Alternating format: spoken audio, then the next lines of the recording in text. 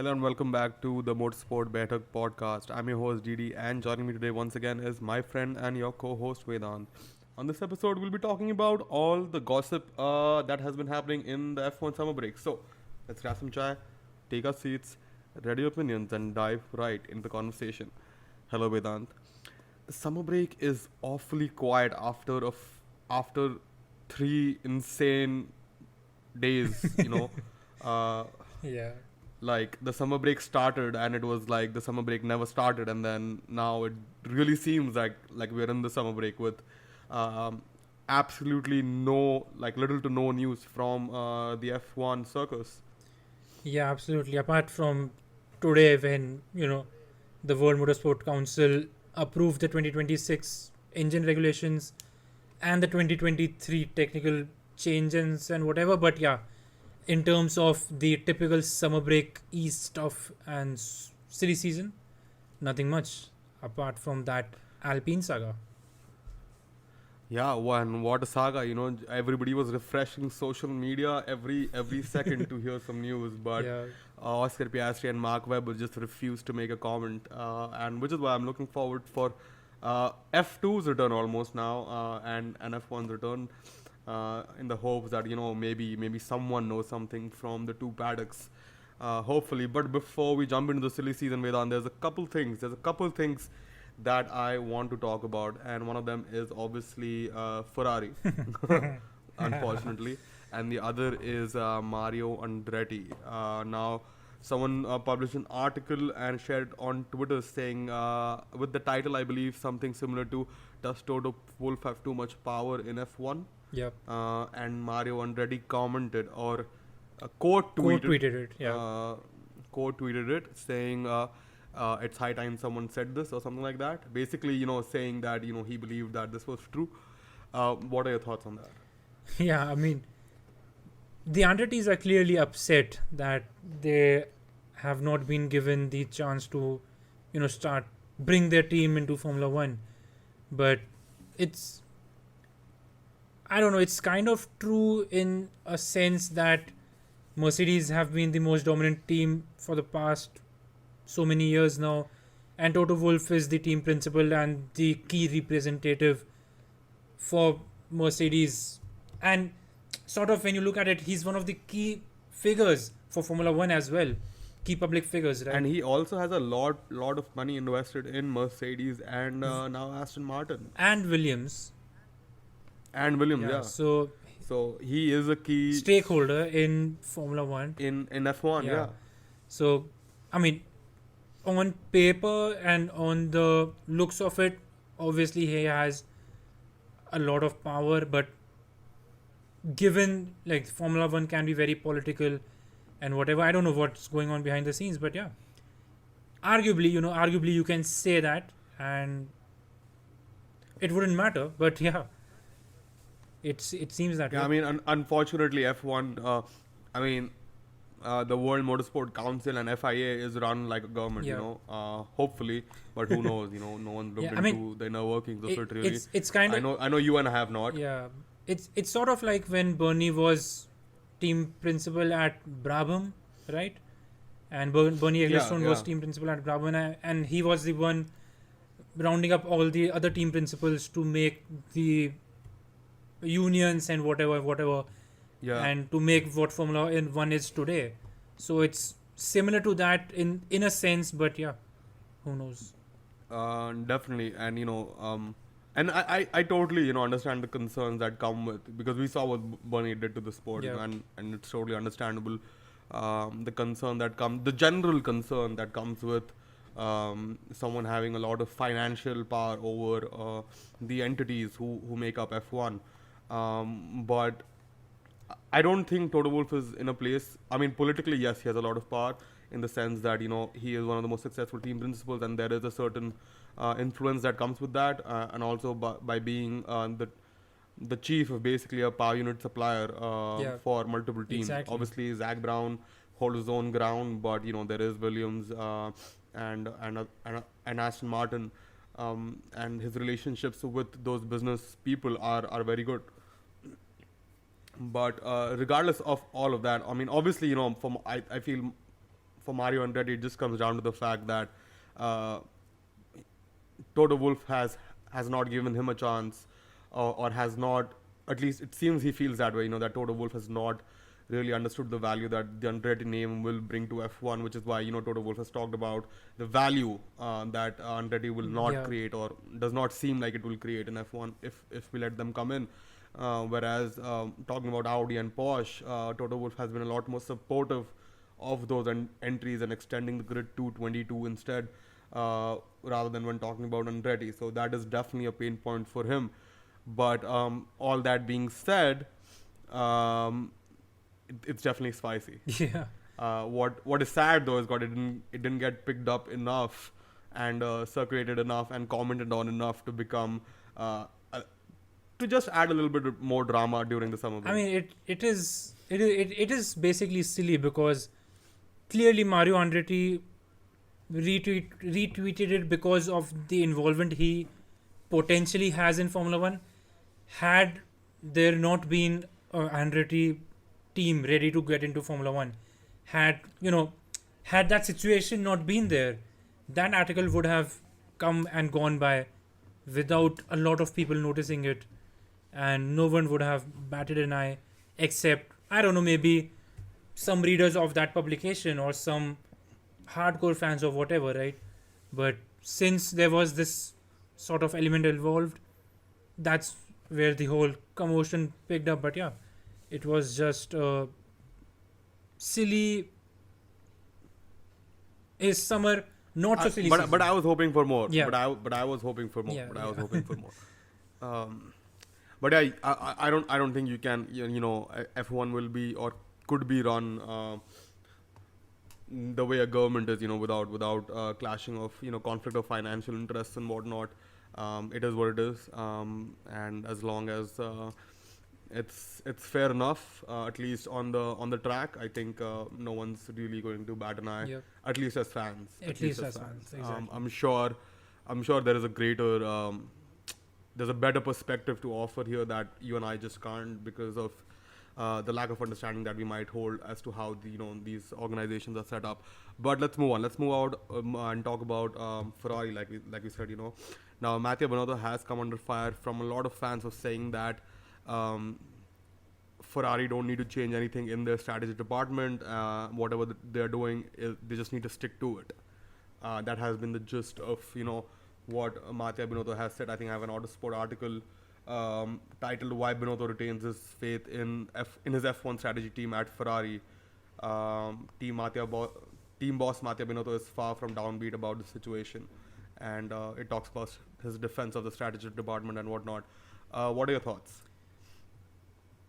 I am a bit. I mean, I'm. What's that quote? I'm disappointed but not surprised, sort of thing, because we have known Mattia Binotto over the years, and we have seen him stick to his ground in the press conferences and in the press, basically, right, and stay by his team and whatever. But then again, to just straight away ignoring whatever has happened before and like blindly supporting your team is not the way to go. See, had Ferrari been had they produced a handful of strategy masterclasses and then made a handful of mistakes, it's a 50-50 scale, and everyone, no one is too upset about it, basically, right? But it's not like that. They have not made a lot of strategy masterclasses over the years, but they have made a lot of strategy mistakes. So I don't know what Mattia wanted to portray to the press and to the public, but it certainly will not help his cause and the team's cause and the fans. It won't help anyone. See, I understand where you're coming from, right? And that is the overarching sentiment, and that is where I would have also come from. Except, what we have learned over the last year or so, or a couple of years at least, based on what the drivers do and what the team principals do. And I was also reading Ross Brawn and what's his name? I'm forgetting the other author's name. but the book Total Competition, right, which basically outlines Ross Brawn's journey in F1. And Ross Brawn said the same thing, that you never admit your mistake in public, especially right after you made the mistake, and even after you've gone through and you have done what you needed to behind the scenes. You never just go out and talk that way. I don't remember exactly why he made that point. I'm sure he explained it in the book, but I don't remember anymore. But that is the case, and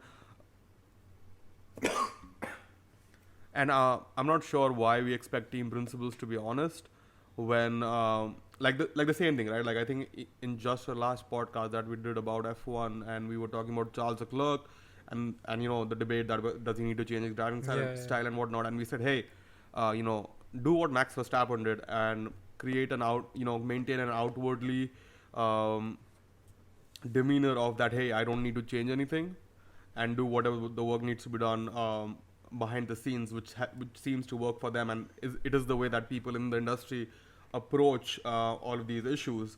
So I'm not sure why people try to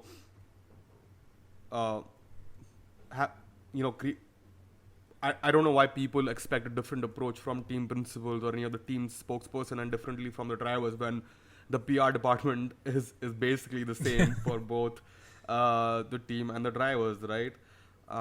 So yeah, I'm not surprised. I'm not surprised because we have to understand one fact as fans. What is said in the press conference is not always the reality, is not always the ground truth, even of what is going on behind the scenes. That is like Christian Horner saying that, hey, Pierre Gasly will stay on with us, and then coming after the summer break and saying, hey, Alex Albon is going to be with us, right? So we as fans need to understand that the press conference is what it is called. It is the press conference.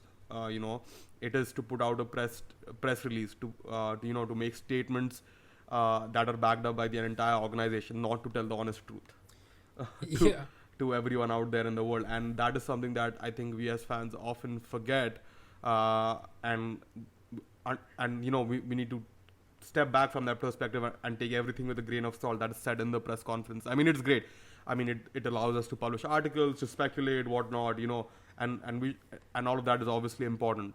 But as fans, the amount of uproar that there has been against Ferrari and the way Mattia Binotto has approached this particular situation, he is just defending his team, and any good leader would do that.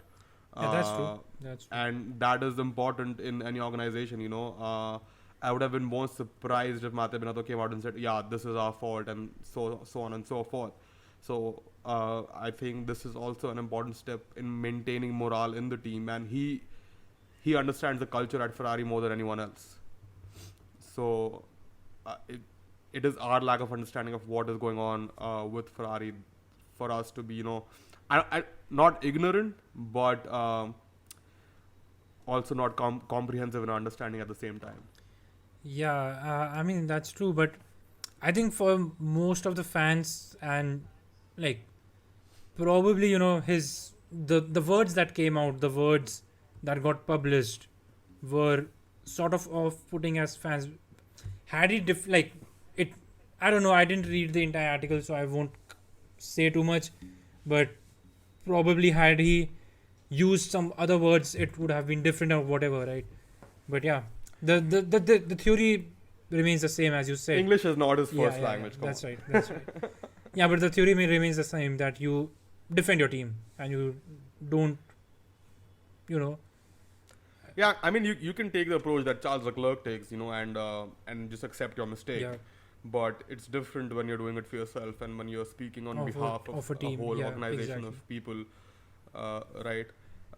So that is there, and that is something we as fans need to understand, instead of going up in arms, especially Ferrari fans going up in arms against Mattia Binotto. It's like, what is he saying? Yeah.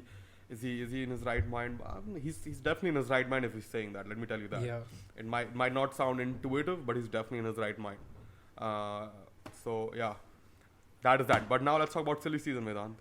Let's do this. Exciting part of this. And absolutely worthless part of this conversation. Let's talk about it. Obviously, Mercedes arguably have a lineup for next year. Ferrari have a lineup for next year. Who's next? Who's third in the Red Bull championship? Red Bull. have a lineup. I'm just kidding. Red Bull have a lineup for next year. And then we have McLaren, who's got Lando Norris, does not have, is apparently does not want Daniel Ricciardo, wants Oscar Piastri. Alpine only have Esteban Ocon. Aston Martin has a lineup for next year. Yes. AlphaTauri has a lineup for next year. Haas do not. Mick Schumacher has not been confirmed, and neither has Magnussen. Huh. But Alfa Romeo have a lineup for next year, and only Albon has been confirmed for Williams. Yeah, absolutely. Right. So we have a seat at Alpine, McLaren, a seat at Williams, and 2 seats at Haas. Right? Am I missing anyone? No, I think that's about that. Yeah, 4, 5, 6, 7. Yeah. So. And just to add to all of that, just in case people missed, even Felix Rosenqvist isn't confirmed at McLaren Racing. Yeah. So throw in that spanner, if you want, guys. Throw that in. So yeah, who's gonna be racing next year in F1 with, and then who's not gonna be racing next year? Well, that's a big question, but yeah, it's pretty exciting because I think a lot of people are expecting, like, when you talk about this whole situation, you obviously talk about Oscar Piastri, right? And right now people are expecting Oscar Piastri to jump straight into McLaren and just, get a race seat for next season onwards. But there might be a possibility that he does not get a race seat for 2023. He only jumps ship and gets a reserve drive for 2023. And when Daniel Ricciardo moves on from McLaren from the original plan of 3 seasons, right? That's when Piastri comes in and swoops everyone off their footing or whatever. But yeah, that seems to be one possibility. What do you think? Let me ask you this. Does Piastri moving... So Piastri has... We need to keep in mind, Piastri has not confirmed, or nor has Mark Webber confirmed that Piastri is looking for a seat at McLaren. Yeah, exactly. All right. No one has confirmed that. No one has confirmed that, as far as I know, right? Do you think Piastri and Mark Webber would make such a move to go from Alpine to McLaren when they are on equal footing this season? Especially like over the last 2 months, they have been on equal footing. Yeah, I mean, it may not seem like a good move on paper currently, but like the management at Alpine, the management behind the scenes, the situation behind the scenes is vastly different, right? And I remember this from years ago, not years ago, but from a few years ago, that people like Jack Aitken and another driver jumped ship from Alpine to Williams because of whatever the situation was that time. Christian Lundgaard obviously did not stay in the Alpine Academy and he moved over to IndyCar. Obviously, Jack Aitken and Lundgaard were not Formula 1 favorites to get a Formula 1 seat. But then again, they were not happy with the Alpine junior driver situation, whatever that was. But Alpine did manage to find a seat for Zhou Guan Yu at Alfa Romeo. So that can be looked at as a step in the right direction. But then again, at the background, maybe Oscar Piastri is not looking for a great seat, but he's just looking to move away from Alpine, and that is the way they are looking at, or whatever. I mean, yeah, maybe, because it does come at a time when 2 drivers, one who was supposed to stay in Formula 1 and one who was supposed to carry on Alpine's, be Alpine's spirit in Formula 1 in a couple of years, both of them left together. So obviously that raises question about, like you said, what's going on behind the scenes, the management, the leadership and whatnot. But I have another conspiracy theory to throw out. Let's do this. It's far-fetched, but I'll throw it out there. And that is Oscar Piastri is potentially moving to Mercedes. Yeah. Because you have to remember that Lewis's contract expires next year. There might be a renewal clause, whatnot, but there isn't a lot of reason for Lewis to stay except to continue racing. But he has alluded to the fact before that he does want to do other things.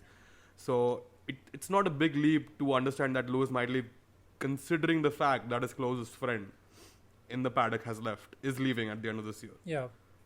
But Lewis also said Right. that he wants to win that 8th title. And Yeah, but George Russell has done better in that car than Lewis already. Yeah. Lewis has stiff competition. That's true. So let's not take that lightly, right? And all of that will play into Lewis's mind because he also has a legacy to defend in a way. Yeah. To keep alive. Yeah, absolutely. Because a lot of people do talk about how Sebastian Vettel could have. I mean, obviously he could have retired at 28 or 30, but how his legacy could have been a lot better if he could have done more with Ferrari and not gone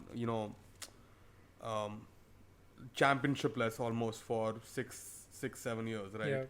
Yeah. And that definitely takes a toll on your legacy, at least in the short term, even if it's not in the long term. Maybe 30 years from now the stats will dominate the sentiment of the time because of people won't remember, but for the next 10-15 years when Lewis can have the most impact on the sport, in the sense of what all the sport is trying to achieve in terms of sustainability, we races one and whatnot, right? So all of that has to be taken into account, but I think there is a greater chance that Oscar Piastri might be waiting in the flanks of the Mercedes under Lewis Hamilton than somewhere else. Yeah, but and I think there is a great chance for that, and because realistically, who is going to succeed Lewis Hamilton at Mercedes? Frederick Wesley is nowhere near ready. Let's be honest. Yeah, they won't. And Mercedes will not hire a rookie to replace Lewis Hamilton. That is for sure. Exactly. Right. And that is why I am not convinced by the fact that they will hire Piastri. But you have to remember, if Piastri becomes a part of Mercedes, right? If Piastri signs with Mercedes, then he might go to Williams for a season with Williams. Yeah, that's true. That does not limit him to racing for Mercedes. That's so true. that's what I'm saying. He might have signed with Mercedes, but he might race with Williams, yeah. and it might look like a weird move, but overall it might make more sense than and let me put this out. I have been wrong about everything over the last 4 months. That is for sure. For sure. I'm not even going to joke. Like, I thought Jeff was going to win. Jeff did not win. I thought I mean, whatever I've tried to predict over the last 4 to 6 months has not gone my way. But in my brain, it does not make a lot of sense for Piastri to move to McLaren, especially when McLaren is going through such a volatile time in their driver lineup, with everything that is going on at McLaren, right? Yeah, that's true. That is a good point. That's absolutely true. And obviously, Piastri being the rookie might get pushed off and sidelined for whatever reason and anything else. But yeah, I think it's a great conversation. But yeah, I don't know. So what do you think is gonna happen? Because a lot of people have said that Mick Schumacher might move out of Haas, but I don't see why Mick Schumacher would want to move out of Haas. And I think people are expecting a lot more from the silly season that there is actually going to be this time. Like last year, it was the other way around. There weren't as many expectations, and it got all shook up. Yep. But this time, I think it's going to be the other way around, where we're expecting a lot more because of the hype, but the results are going to be a lot less interesting than otherwise. Yeah, absolutely. I mean, Mick Schumacher does not have a contract yet, and Haas and Mick have put off any contract talks. But then again, I think it's only because they know that they'll stay together for the next season, right? And that's what Mercedes and Lewis did towards the end of 2021, right? So that's that. Also to add to the conversation, I think Theo Poche has said that he will not be racing in F2 next year. Yeah, he said that it would be his last Formula 2 season. Again, that obviously brings him into the equation. and if Alfa And, Romeo can loan s- him to someone, but then again, the only seat for Theo Pocher realistically is a Williams seat, but Williams would rather have Jack Doohan or Oscar Piastri or anyone of the anyone else than Theo Pocher, I believe. I mean, yeah, but yeah, I don't know. And it also seems like Alpine's first choice would be Daniel Ricciardo if Daniel Ricciardo were to, get bought out by McLaren instead of getting someone else outside the paddock. Yeah, that's true, but that would be an awkward reunion. Not for Alpine, because Alpine's first choice was Daniel Ricciardo. They didn't want Daniel to leave when he did leave Yeah, but he did leave, 2 years right? ago. Alpine shelled out what $40 million or pounds or whatever for Daniel Ricciardo, and he just left Yeah, them in the but so dark it might. for McLaren, where he did not No, perform, he gave them enough time. and his valuation has absolutely fallen down the hole. And yeah, well, Alpine can get him back Which, for yeah, 4 million, I guess. but we all know, an F1 driver would want to stay in F1 than take his ego and go Yeah, elsewhere. absolutely, Uh, absolutely. I'm not saying he won't go. I'm not saying he won't go, and I'm not saying that they won't get along. But it would be like it's a strange situation. and that is the that is the most competitive seat for any driver at the moment, Yeah. right? No one wants to really be in that McLaren seat. Let's be honest. If now there are still drivers vying for that McLaren seat, there is clearly something that you and I don't understand about that McLaren seat. There's something that I don't know. They're feeding them. They're telling them that we just have no idea about. But So the Alpine seat is the most competitive seat. I'm pretty sure Otmar Snavzar's phone is ringing every day with drivers wanting to snatch that seat up, even though if they don't have Oscar Piastri or Fernando Alonso. yeah, but one thing about Alpine is that they have had the master plan for longer than McLaren, and like master plan to get to the top basically for longer than McLaren, and they have changed that plan more often than McLaren, right? So they have had a complete overhaul. They have had a change in leadership, an absolute change in leadership and everything at the top of the pyramid. So again, it's a very, I think the Alpine organization in itself, it's a very sticky situation around there. Who knows what's going on? Who knows what their plans are for the future? But obviously, we trust in Otmar because he has successfully guided Force India and then Racing Point to relative success, right? Given their resources. So Otmar can do it. But yeah, I don't believe in Alpine as an organization as of now. Okay. So much. I mean, so much for L Plan. yeah, So much I for was L happy Plan. when Fernando was there, but now I'm not.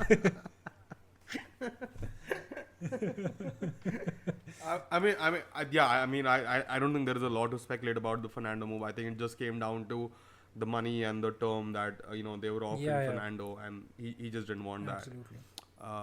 I don't think there was a bigger rift or anything to speculate there between Fernando and Laurent or Otmar and Fernando.